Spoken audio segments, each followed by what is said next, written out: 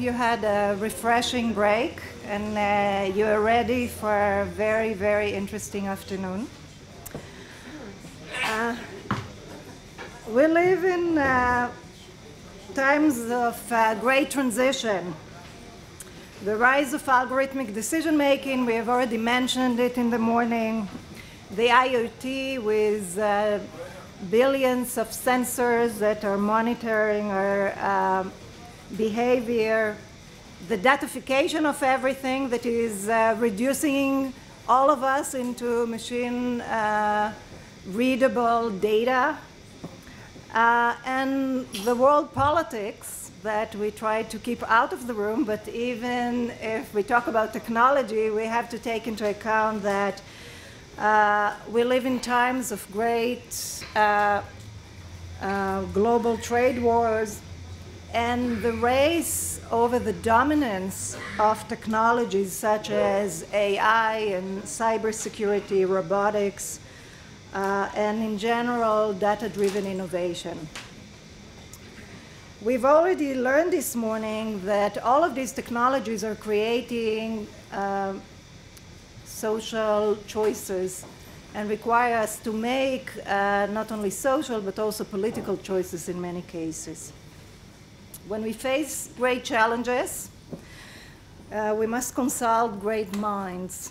We need to look for intellectual leaders, those who have already challenged these issues and thought about them 2 decades ago, and we couldn't think of a better choice to help us do this than our keynote today, Professor Helen Nissenbaum. Professor Nissenbaum is a professor at Cornell Tech in New York. Before joining Cornell, she was a professor of media, culture, communication, and computer science at NYU, and also the director of the Information Law Institute at NYU. She's the author of 8 books, but she's also a developer of software. Track Me Not, for those of you who haven't used it. This is at least one software. I know that there are others.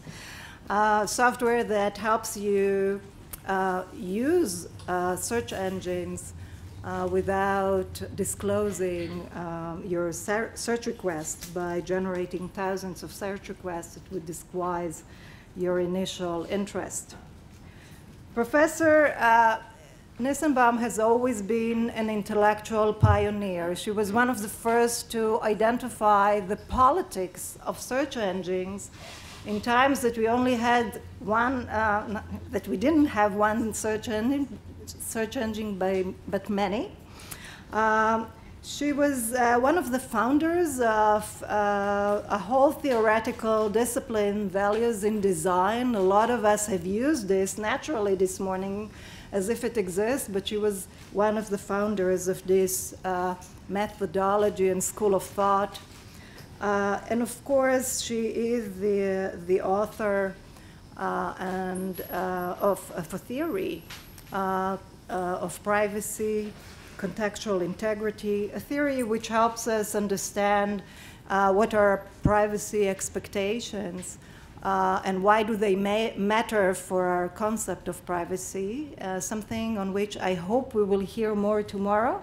Stay tuned for tomorrow. Those of you who haven't registered, you're still welcome to join us. Helen is also a dear friend, personal friend, and a friend of our faculty and of the Center for Law and Technology. She was one of our first guests, international guests, when we established the center 20 years ago in the conference, Commodification of Information. So this is a great occasion to have you back, even though you have visited us in between. Thank you for joining us today.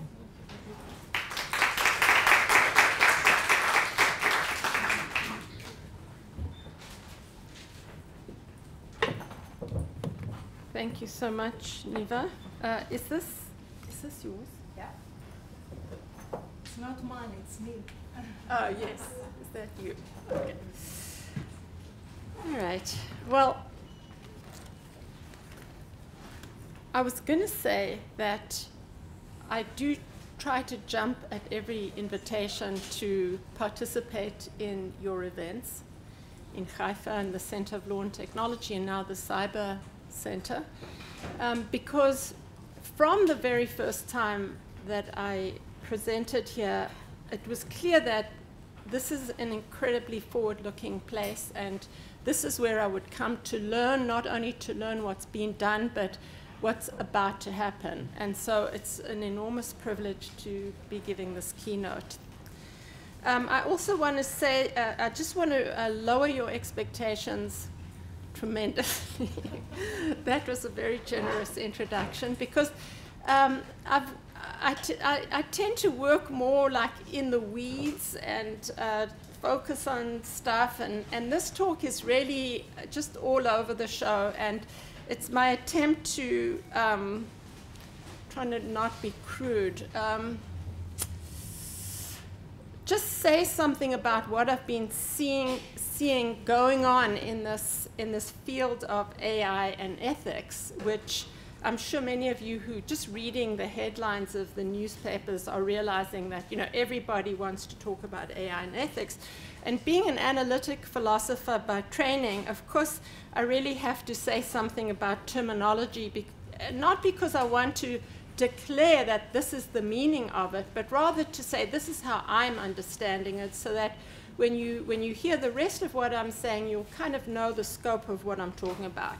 So we've all seen this technological churn, and recently it's been really fast. You know, we would no sooner were we talking about big data, then all of a sudden we were talking about data and ethics, and the next thing you had all these data scientists who said, no, we have to have an ethics of data science, and suddenly it was machine learning, and there were a lot of people talking about ethics and algorithmic this and that, and now we have AI.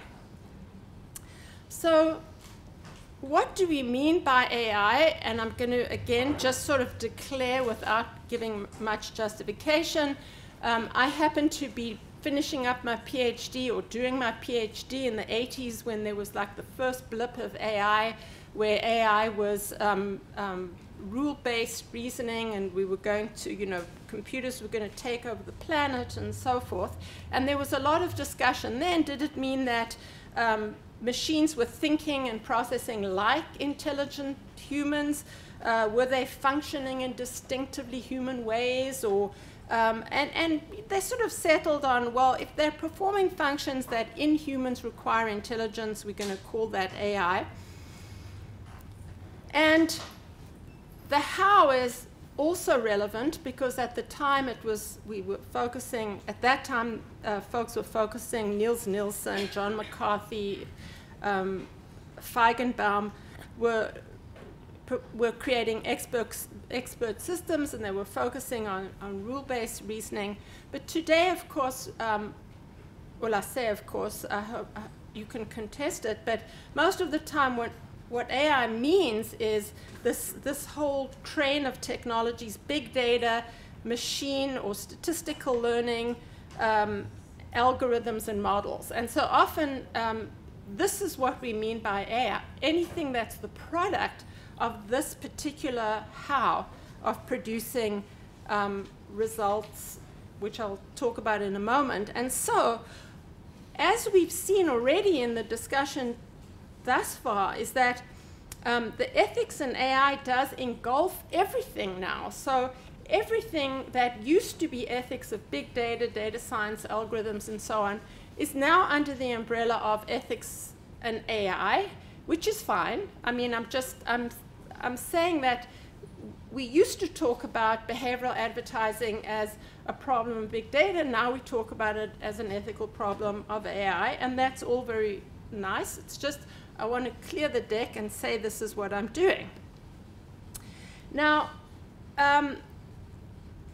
so now I'm moving on to the substantive discussion of AI and ethics and principles. And as many of you, again, who've been following the discussion, is that there's been a lot of anxiety, especially with human-like outputs, computer vision, you know, recognizing a cat as a cat, and natural language processing, things that come really close to human intelligence.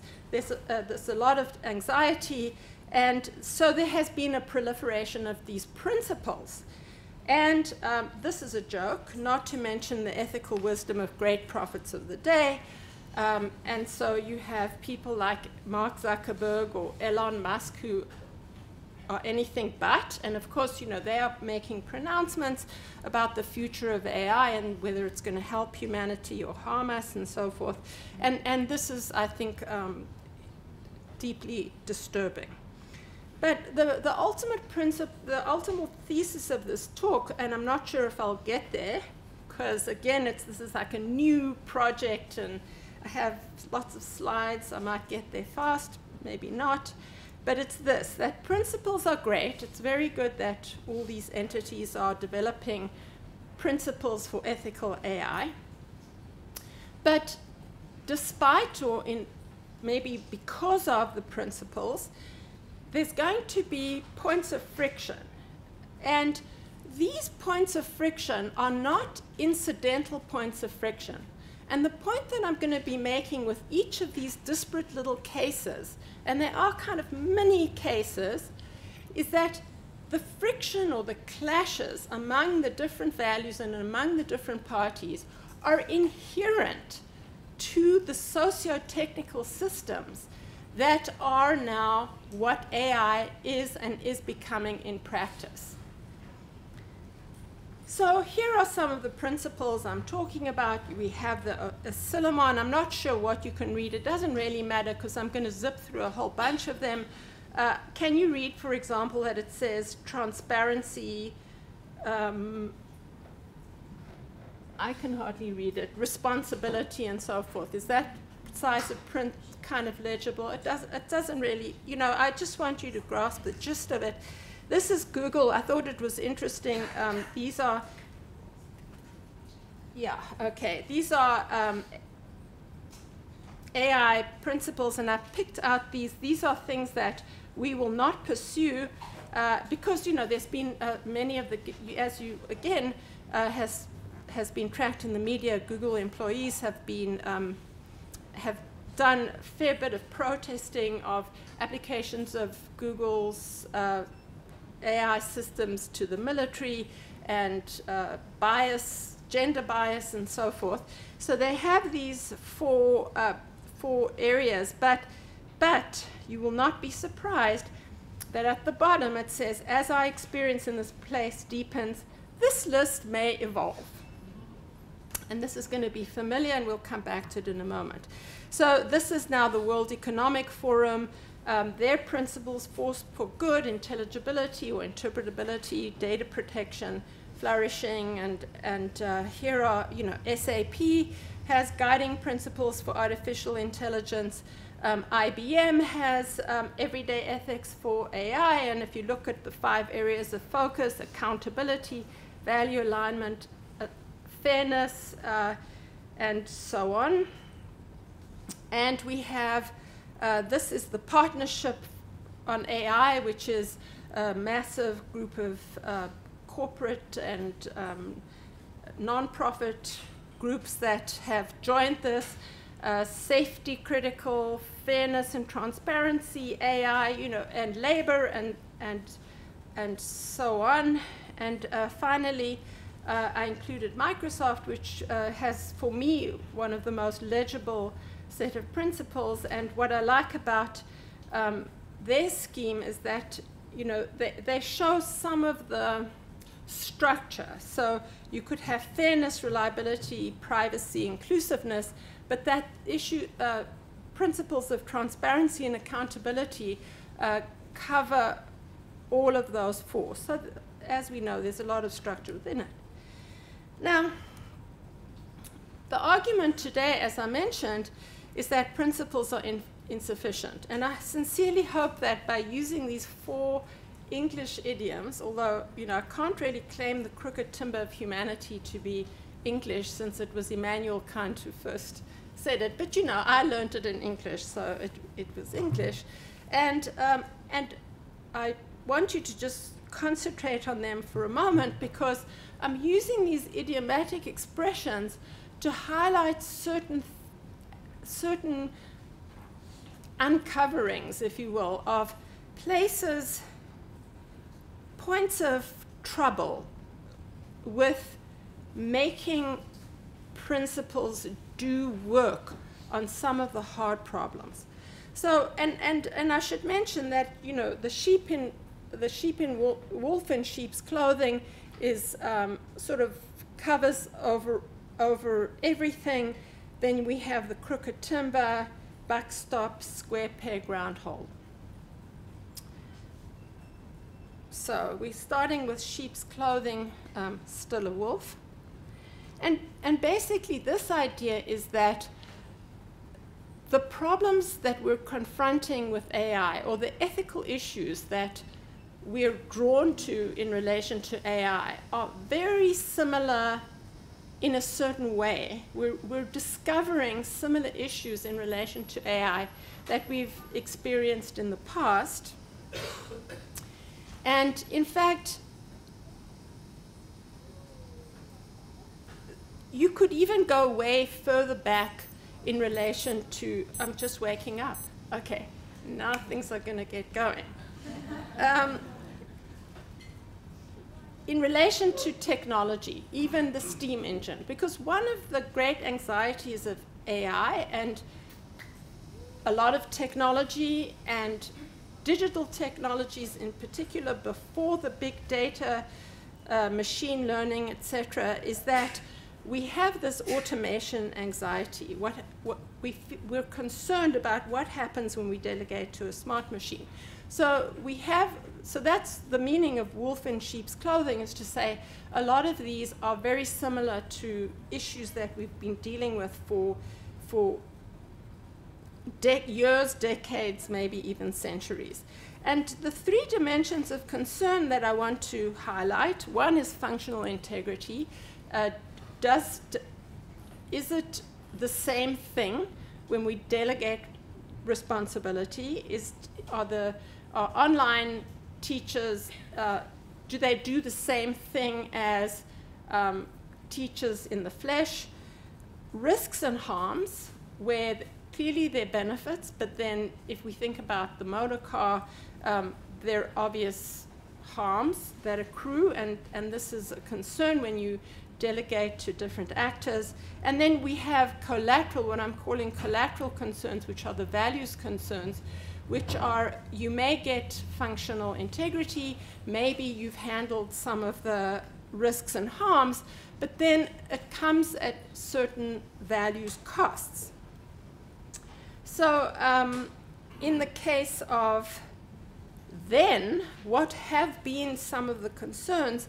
I mean, you may remember when we moved from analog record players to digital CDs, there were people who was like, it's just not the same, you know.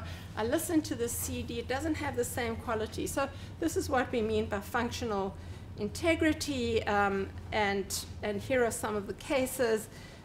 We have the Therac 25 was infamously a software-controlled radiation machine, which was implemented in many hospitals throughout the US. I'm not sure if it was here too, but it was found eventually to have a software bug, and that had actually caused some deaths and also severe irreparable damage to some of the patients. And then we have some of the discussion of ethical values that come as a result of delegation of function to machine, to automation. And what we're confronting today are decisions, the delegation of decision-making to artificial intelligence, to machines. And also, there's some attention to cyberphysical systems, self-driving cars. I'm working on a project with handoff of human control to there isn't a good word, because the cars don't drive themselves, trust me. The cars are managed by software, and this is managed by many different parties. But anyway, I'm just going to use that particular expression.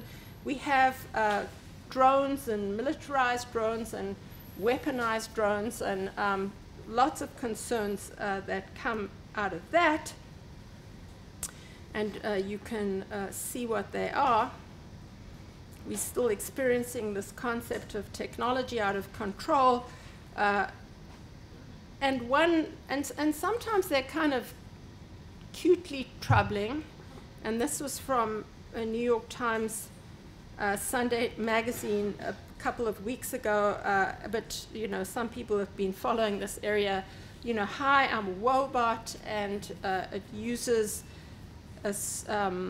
cognitive behavioral therapy to help people overcome things like obsessive compulsive disorder. And this is supposedly a huge breakthrough because you don't have to go and get a human therapist. You can just use your app, and then it's going to make you feel better, and you don't have to rely on humans anymore, which is really terrible. And I laughed because it really made me think about where Joseph Weizenbaum's Eliza, and it's like, wow, been there, done that, and where did we settle with this? But again, I'm not resolving these, I'm just showing how these issues of delegation raise a bunch of problems. So now you may think, oh, you're such a curmudgeon, you're annoyed that these issues are coming up again. And I want to say right up front, I'm thrilled, because we have now another opportunity in another generation who are going to help us. There were issues we really got stuck on, and they're the same issues that are causing us problems now. So all of you people who are really young and you're sitting and you're excited and you're optimistic, that is great, because you're going to help us with these problems. But not to forget about the past successes, and not to make the same mistakes as previous discussions made, getting stuck at the same points. So let's see how well I can do. Let's go back now to the principles. And what I've done is I've gathered, I looked through all the principles, and I tried to gather them in some categories and see whether we can get some insight into them. And here is the first lump. These, I think, are the least problematic, although they're important. So they're people who are saying, you know, AI for human flourishing. We must make sure that we create it to benefit humanity. We must make sure that the benefits are widely spread, and we must take care of these unintended, you can't take care of unanticipated consequences because they're unanticipated, I guess, but unintended side effects.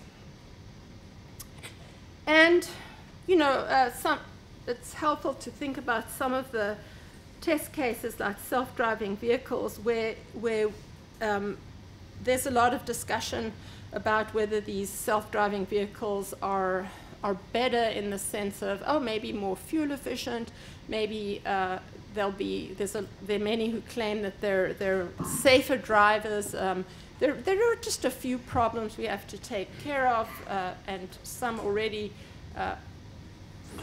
you know, fatal crashes that make us wonder whether we're ready for it. But the reason I think these are, I don't want to say easy, but I want to say they're less troubling because, say, in the self-driving vehicles or in medicine, the use of AI in medicine and even population health is that we kind of have common values. And so when we try and push to do the right thing, we have a common sense of what the right thing is. I mean, this could be controversial, but I'm just going to say these, I think, are the easy cases from an ethical point of view. They may not be easy from a practical point of view. But now we get into really troubling space, and the panels this morning could not have been better. They were fantastic panels and really helpful for me being able to be a little bit more efficient in what I have to say. I think this is one of the troubling cases. And now I want to get to the second, which is crooked timber of humanity, which is, as you know, a saying of Immanuel Kant, out of the crooked timber of humanity, no straight thing was ever made. And the idea is, you know, humans are not saints and they will do bad things. So the then part of it, I go back to an articles with, and thank you for mentioning the search engine paper with Lucas Introna and also some work with Batya Friedman, where we were a few decades ago again thinking about bias in computer systems. We didn't call them algorithmic systems, but many of those that we discussed were algorithmic, but not algorithmic in the machine learning sense. They were more rule-based algorithms, and so there in blue are some of the issues we looked at, and now you're looking at some of the standard cases that people have been looking at, and of course we heard some terrific examples this morning. And here are some of the cases where bias and discrimination has been discussed, some of the high-profile cases. But I want to dwell on this, because this is a troubling case that, again, I'm sure many of you in this room know about the work by LaTanya Sweeney. So what LaTanya Sweeney and her group showed, they demonstrated, is that, and to hear LaTanya talk about it, she'll say, oh, when I would type my name into a search engine, up would pop these little text ads saying, you know, come to instantcheckmate.com to see if LaTanya Sweeney has a criminal record. Or, you know, and the same for publicrecords.com, a similar kind of service. And so she ran an experiment with names like Kristen and Brad, and also names like Letitia and Hakeem, which are typical black sounding names, and the first are, you know, waspy, whatever sounding names. And she found, lo and behold, that with the black sounding names, there was a much higher probability that you were going to get the text ads on the side offering you the opportunity to see if these people, Hakeem or Letitia, had criminal records. And, you know, and there have been other demonstrations. Anupam Datta and his group have shown that with women, women are shown less lucrative job opportunities than men, and so on. But let's focus on this one for the moment. So, of course, this grabbed a lot of attention. And people said, oh, this is terrible. We have to do something about it. We shouldn't allow for Google's ad system to do this. But when you think about this, and again, thank you for the speaker this morning for describing the behavioral advertising system. What would it take in order for the Google ad system to do something about this problem? You know, it's a very complex, the online ad system is very complex, the targeted ad system. And so the reason, and what Google wants to promise the advertisers is that we're going to place your ads in an optimal place for return on investment. But for Google, it's also very important that they place the ads where the ads are going to gain the most clicks, because that's how Google makes money. Now, if it turns out, and this is where the machine learning model comes into play, that as a matter of fact, historically speaking, people are more likely to be interested in criminal records for people whose names are African American sounding names, then it's logical, it's rational that this algorithm is going to do exactly what it does. And the only way you're going to stop the algorithm from doing this is by making Google's advertising system less good. So the discrimination isn't something added on top of the system. It's fundamentally part of what the system of behavioral advertising is claiming to do. And I don't know that Google can promise anybody anything different, because then Google customers are going to say, why should I advertise with you? Because you're going to put my ads in a suboptimal placement. There's only one thing to do, in my opinion, and that is get rid of targeted advertising altogether. Okay, that's another conversation. But that's just to say how, like, inbred the ethical system, the ethical issues are to the very system itself. All right, moving beyond that, let's look at bundle together accountability. Now, first of all, when people use accountability, they could be meaning two things. One is to say, I'm giving you an explanation for something, and the other one is to say, I am taking responsibility for a particular harm. They're used in both of these ways, and both of them have been very relevant in the space of AI, responsibility and so on.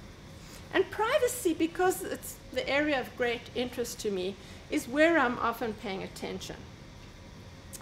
Now, this is Truman, and supposedly, and I guess according to this picture, he had a sign, the buck stops here. And the problem we've been confronting with technology is that the buck stops nowhere, and once again, this is somehow inherent in these techno-social systems. Lots of information is gathered. We have repeated stories of breaches, and lucky for, I guess, the data breach notification laws. The point is that, and this I keep asking my legal colleagues, they really, and Yafit can vouch for this, I said, like, is there no law that punishes Yahoo? And the answer is no. So we had that. That's a lot. That's a lot of accounts that were breached. And no responsibility. Another case of this is what I'm calling seamless mashup, because that's what this technology is good at. And again, we heard about this in the behavioral advertising talk this morning. We now, I mean, this was kind of an evolving thing, and we are where we are, where any single web page is actually a mashup of lots of different, you could think about it, embedded web pages or links to lots of different parties. Now, this is a problem that we can call the problem of many hands, because who takes responsibility for making sure that privacy is protected? I use the New York Times as an example because I consider the New York Times to be an organization with great integrity in general. But once again, I had seen the website, the privacy policy, and I visited once again just to make sure it still is what it is. And they talk about third-party advertising, by the way, which they, having spoken to the General Counsel's office, they were kind of reluctantly forced into doing. But what they say here is that, you know, we use these ad networks and so forth, but we do not have access to nor control over these third parties' use of cookies or other tracking technologies, or how they may be used. In other words, here's the New York Times. We're actually a mashup of all these different parties. You've come to us because you want to come to the New York Times, but sorry, actually, we don't know what these third parties are doing. And I guess that's okay because it's become the standard, but we're good people, and so here's a link. Check out what their privacy policies are, and you kind of know where that takes you. And very recently, in this effort of, you know, Toronto having engaged with Alphabet, which is, as you see, a sister company to Google, have come into a big experiment in Toronto to create a smart part of the city, and they've employed Sidewalk Labs, and recently you had Anne Kavukian, who is famous for having coined the term, or I don't know if she actually coined it, but anyway, takes credit for having coined the term. I see Courtney's laughing. Privacy by design. And then she resigned. I imagined us creating a smart city of privacy as opposed to a smart city of surveillance, she said. Now, the point I want to get to is this, which is that even Google, and I'm saying Google, but it's really Sidewalk Labs, says first they were going to, contrary to their initial agreement, or I don't know, verbal agreement, they were going to need to share identified data to third parties. And second, although we have committed to following the principles of privacy by design, the question of whether other companies involved in the project, to whom we are handing over this information, would be required to do so, is unlikely to be worked out soon and may be out of our control. So this is, again, this idea of the mashup, and buck doesn't stop here.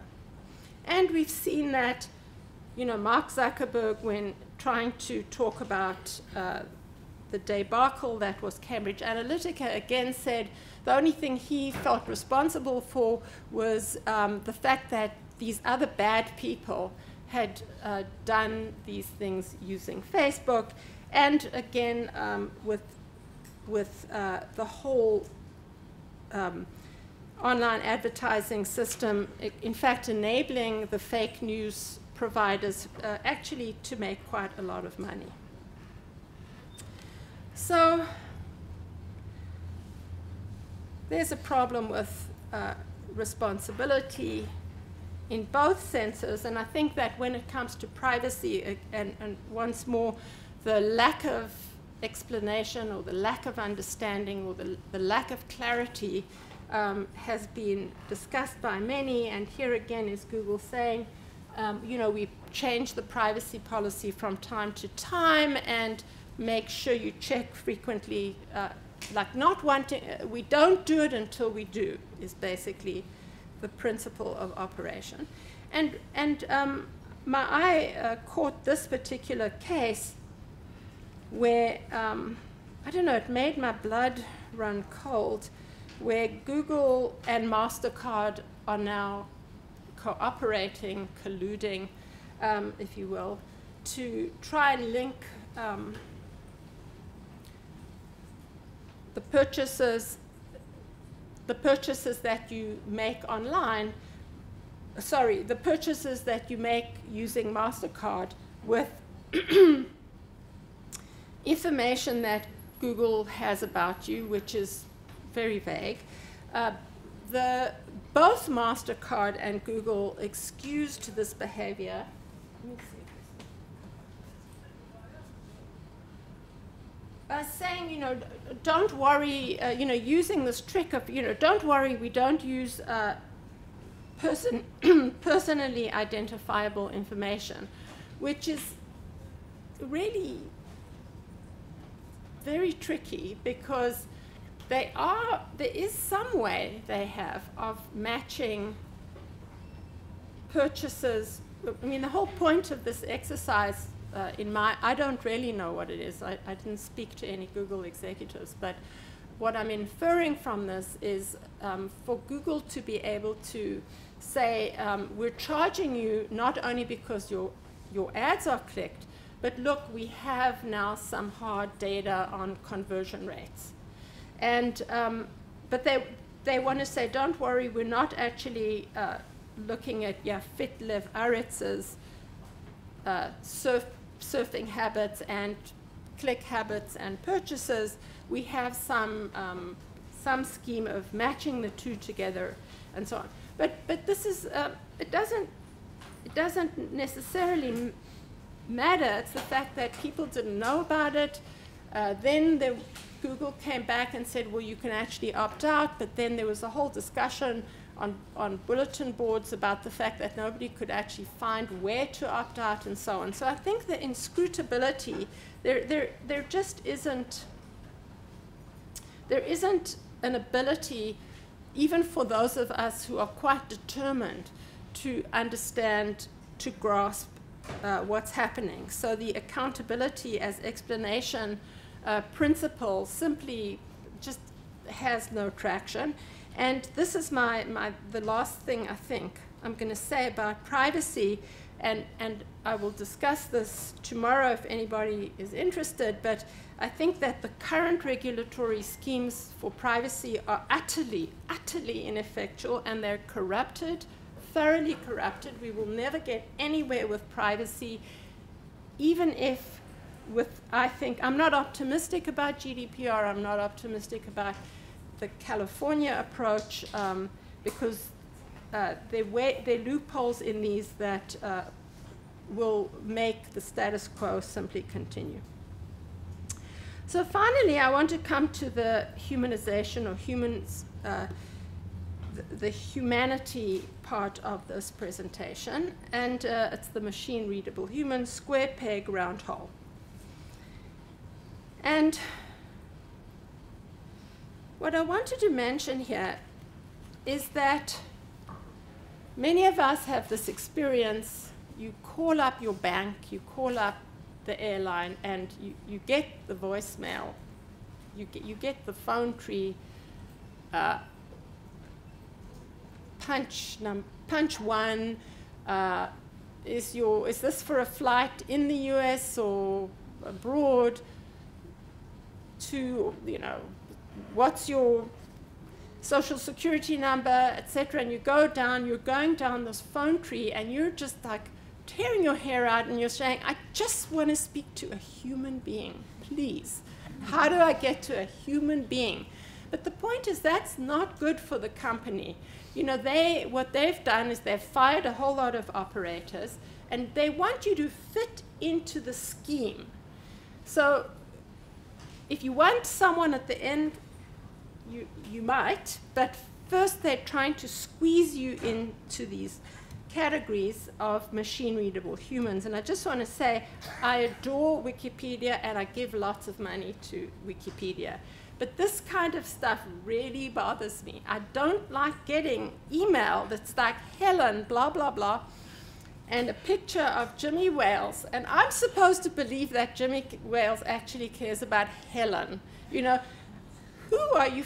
So once again, we're using the machine. For some reason, they've identified me. Well, I mean, it's not too bad with Wikipedia. A lot of this comes from the kind of total surveillance that we have. We're becoming machine readable, and we have to make ourselves readable to the machine when it's not super convenient. And that's often for efficiency's sake. We want to produce an outcome at lowest cost.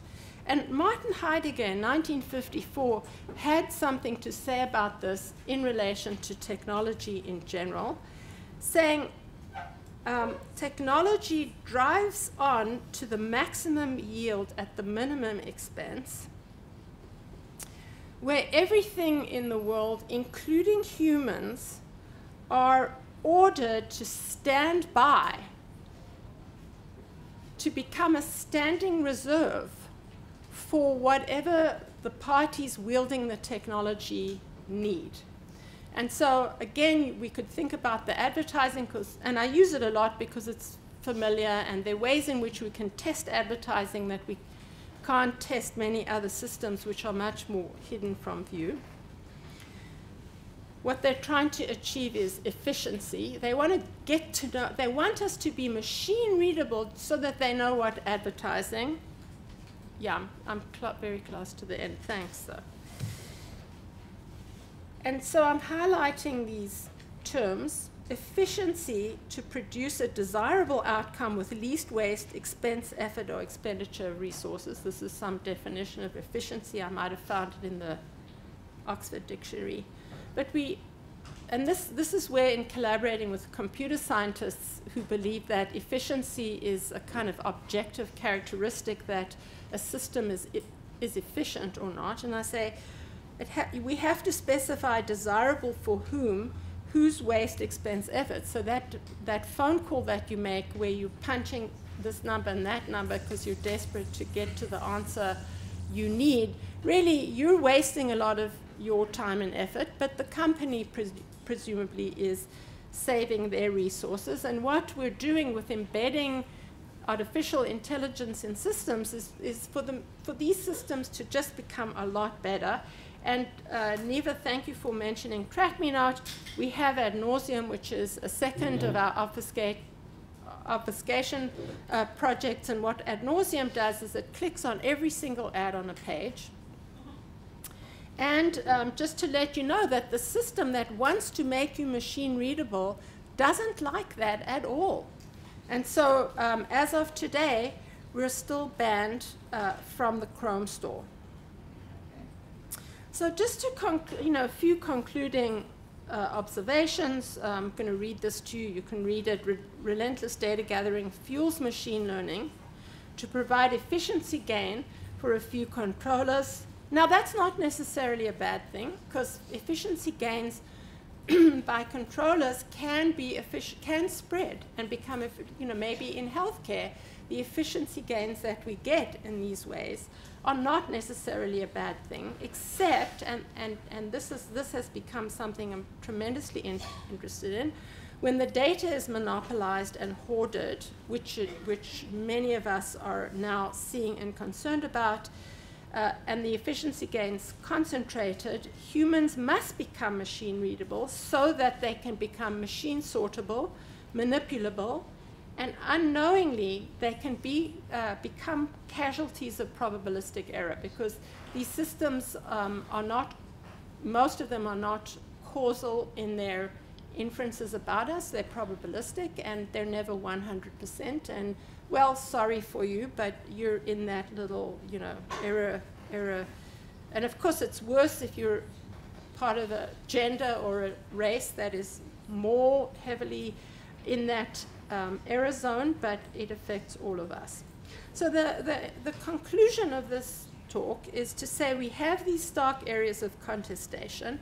The principles are very good, and I'm not decrying them, but they're not going to offer us cover precisely for those stark areas of contestation. And what we have perhaps at the moment is too weak oversight, maybe a lack of insight into what's going on. And it leaves clashes open to dubious resolution. And I think Neva's comment about power and regulation are really to the heart of things. And humans as a standing reserve to those who bend technology to their interest. Thank you.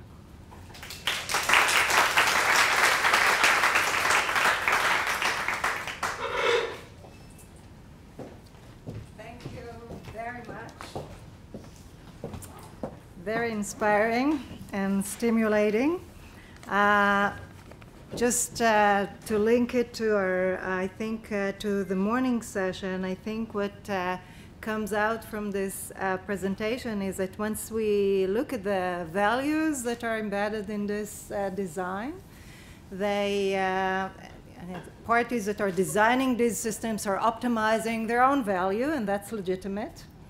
But since we assign decision-making power to these machines now in things that are critical to us, we want our social contract to govern and not just the interests of these players. And so that creates a tension between how we perceive our governing values and what these players are doing, which is legitimate in one realm but not legitimate as our social contract, I guess. Let me just open this for discussion, and we can take questions. Can I start with one question as people are thinking their way through? This is a little bit green. This is sort of when we think about the future, and you started with an optimistic look at things from the perspective of how we treated other technologies and how we survived them. And the question is, what should we do now at this particular point of time as we are addressing all these new technological challenges?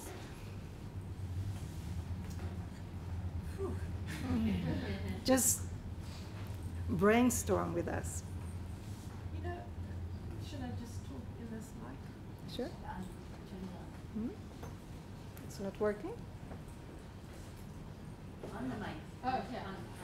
Oh, see, it's very complicated. So I think I see the also.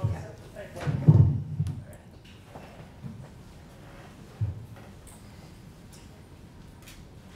This is where the sheep, the wolf in sheep's clothing is relevant because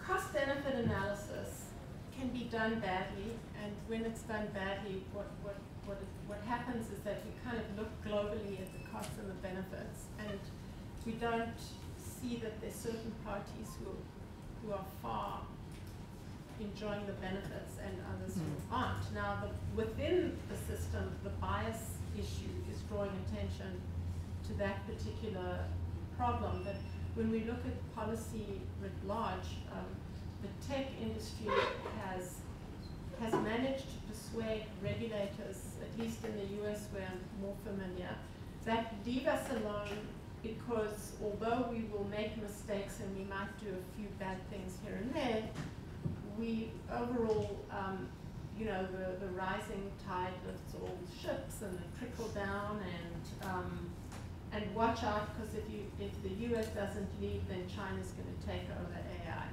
And so they've gotten by with a lot of this kind of rhetoric, and I don't see that, besides educating people to see that that actually is kind of a zero-sum game, and then looking at the broad societal values, that there's much else to do.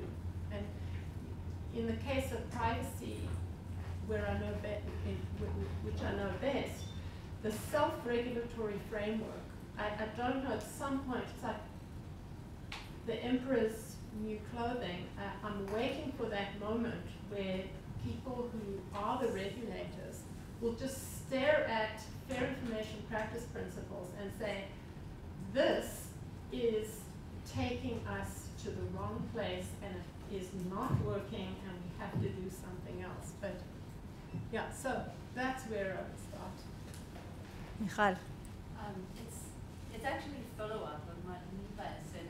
I'm just wondering, going back to your first point, the sheep clothing or nothing new under the sun. And I'm wondering whether indeed there's nothing new under the sun. Because it's true that many of these issues were there before. But I'm asking myself whether this is not an issue of degree. Whether because when we are talking about data, big data, enormous data, and because data has a lot of network effects and economies of scale effects, maybe, and it is foundational for many technologies that underlies so many of our markets. Maybe we are dealing with another animal. It maybe only looks the same in some issues, but it's really different. It's more scary. Yeah. So first of all, I definitely, if I gave that impression, thank you for giving me the opportunity for saying that is not at all the impression I wanted to give.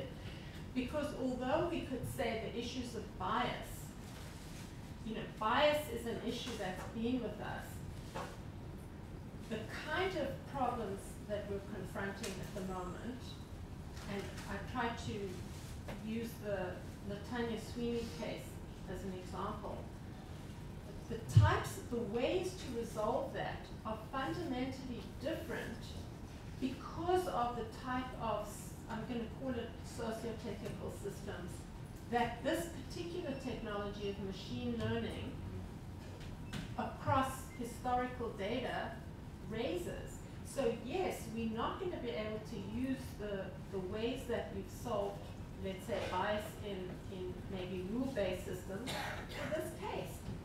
Bias is important, but you have to look, but the characteristics of this technology are different, and they're going to have to be, you're going to have to recognize the differences and make some hard choices.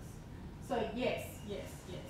And yes, degree can become a different kind, but in this case I would even say that starting out it's not even one of degree, it's different in kind. And just because I don't think I left on even an answer to your question on an optimistic note, it is becoming evident. First of all, this conversation makes me optimistic. The issues of data concentration and so on that really hadn't been observed. The big five were great. Now they're like, maybe not. Maybe they're just like they're not bad. They're just like any other company.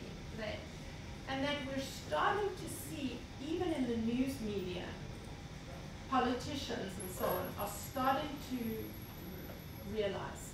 And I think that's the optimistic point. Point is people are starting to see that. So I need to push on that unless there are other questions, but just to say that you know, all the focus, especially in Europe, is on the big five. The big fives are Google, Facebook, Amazon, Apple, and Microsoft. And that is an anti-American sentiment, and there is a lot of push in the United States on the big five as part of the American politics. But my question is, if this is something that has to do with the technology, this is happening in China too. In China, everything that we discuss is a joke, right? When we think about the social scoring system, this is, that is actually the governing system. So maybe if we're focusing on what is happening in liberal democracies and we are going to push against the big five, we will end up with Chinese technology that would be even worse. But I would leave, let's collect more questions. So Tal, please. Yeah, Tal. So Helen, I want to tell you what I'm concerned with in academic discussion, and I saw some of it in your presentation in both directions. My sense in these fields, and I see it also in this conference, that academics, especially those that are more indoctrinated, even though they have a new issue like AI, they keep on going to their comfort zones. And they keep on taking the new issue and putting it on in the old paradigms. And sorry. Oh, everything. They take it to privacy, they take it to antitrust, take it to consumer protection, take it to constitutional law. But my sense is that AI, there's a real evolution, there's a paradigm shift. And I want to ask you, maybe the idea of these new 5 principles is a good idea because it pushes the academics and says, you got to get out of your comfort zone. You have to stop writing the article you wrote last year, scrapping out big data and writing AI in it. And that's why maybe all of us need to be pushed much harder. Do you want to take a few? Yeah, we'll take a few. Maybe I can follow up on Tal's point. You opened with the importance of rhetoric, the importance of terms and choice of terms. And I feel that in this context, and generally in the context of big data, artificial intelligence, so many of the concerns that you discussed are grouped under privacy. And that's a problem. That's a real problem because at the end of the day, with privacy today and with privacy law, we deal in one way, even under the GDPR. Notice consent, individual control. And what we're doing is pushing all those other concerns, some of which have other legal fields that can address them and some of which do not have. And we push them all under privacy. And at the end of the day, we're left with this notice and consent regime, which is private ordering, which is the same problem that you bring up here of principles that are not working. Yeah. Yes, please. And maybe even a further follow-up on that, how do we make privacy risks more concrete? How do we quantify it for the general public to mobilize and, like you said, stop targeted advertising? Maybe a radical idea discussed in the break is maybe one of the roles of the government is to demonstrate what can happen if we push this accumulation versus information even further, to mobilize people to really act in order to get what's happening. Okay. Yeah, no, fantastically, those are great. Can I just be a little bit like a politician? And Sure. say absolutely. not answer any of the questions I was asked? Because I wanted to just, I was dying to say something about your work with Michal. What? When in Rome. Yeah. Which is this idea of algorithmic, I don't know, weapons race, arms race, which I think is great, but one of the reasons I even quickly snuck in that ad nauseum slide was to say, yes, do it and see how far you get, because if you're trying to outdo the big machine learning algorithm, maybe you'll get banned from the Chrome store too. Meaning that pushback is costly and maybe it isn't going to be accepted. Well, anyway, that's another conversation. So TULS, yeah, it's hard work that, which is to say, let's see if we can pull out those specific characteristics. I mean, the point, my snarky comment to you was, yeah, we have these go-to categories, but maybe that's just ethics. That is the measure. But you're right in that we've become too slapdash with our use of the term AI. And there is a lot of work that should be done, and I haven't done it, to say, hang on, this belonged there, this belonged there, this belonged there, and now let's focus on some of these hardcore, and they're different, and it's going to require new kinds of thinking. I mean, someone should do the work, because you're right. Right now, we're just on this path where autonomous vehicles, all the issues that are coming up, just look so similar to so many of the other automation challenges that we were confronted. So yes, and both of the comments about privacy, I agree, yeah, fit, and that's why. If privacy means control and means notice and consent, then we have to turf it out and not even, because it's taking us to the wrong place, it's taking us exactly where we are today. And the risks, and the person at the back, you see, what I've tried to do with contextual integrity is say that the risks are not necessarily accrued to the individual. The risks are accrued to society. And when I use Cambridge Analytica as an example for this, I say to people, everyone focuses on, oh my God, Facebook didn't get the consent. No. This nearly undermined democracy as we know it. And that's why you need privacy. It's, or whatever it is you want to call it. I'm not actually devoted to that word, privacy. So maybe if we could get onto that, we would do a better job with appropriate flow of information. Yeah. That's an optimistic note to finish with. Thank you very much.